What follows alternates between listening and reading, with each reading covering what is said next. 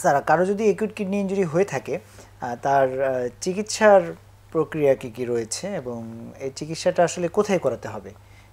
এটা কি বাসায় করাবে নাকি হসপিটালে করাবে বা কোন ধরনের হসপিটালে এই চিকিৎসাটা হবে, এই বিষয়টা যদি আমাদেরকে একটু বলেন স্যার।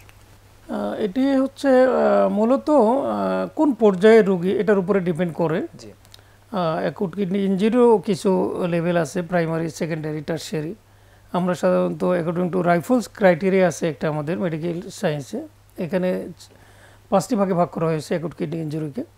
তো আমরা সাধারণত একেবারে প্রাইমারি পর্যায়ে থাকলে এটা বাসায় ট্রিটমেন্ট করানো যায় প্রাইমারি সেকেন্ডারি পর্যন্ত, তারপরে তার সিমটমের উপরে এটা ডিপেন্ড করে। তবে যেগুলো একটু অ্যাডভান্স পর্যায়ে চলে যায়, বিশেষ করে টারশিয়ারি অথবা লাস্ট স্টেজে চলে গেলে এটাকে আমরা হসপিটালাইজড করলেই সবচেয়ে ভালো হয়।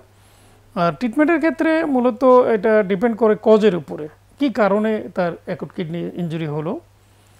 বিশেষ করে খুব কমনলি যেটা আমরা ফেস করি, যে কোনো মেডিসিনের কারণে হলো কি না কোনো ব্যথার ওষুধ, আমরা এই ক্ষেত্রে পেশেন্টকে একটা সময় পর্যন্ত আমরা অবজার্ভ করি, ব্যথার ওষুধটা বন্ধ করে দিয়ে।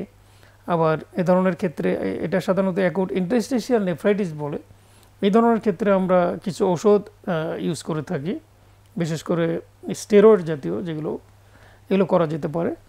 আর এছাড়া কমনলি যেটা আমরা দেখি যে একটা পেশেন্ট কোনো কারণে যদি শকে থাকে, তার ব্লাড প্রেশার ফল করে যায় অথবা তার পারফিউশন কমে যায়, তার ডিহাইড্রেশন থাকে, এগুলো কারেকশনের জন্য আমরা সাধারণত কোনো রোগীকে হয়তো স্যালাইন দিয়ে থাকি, আইভি স্যালাইন।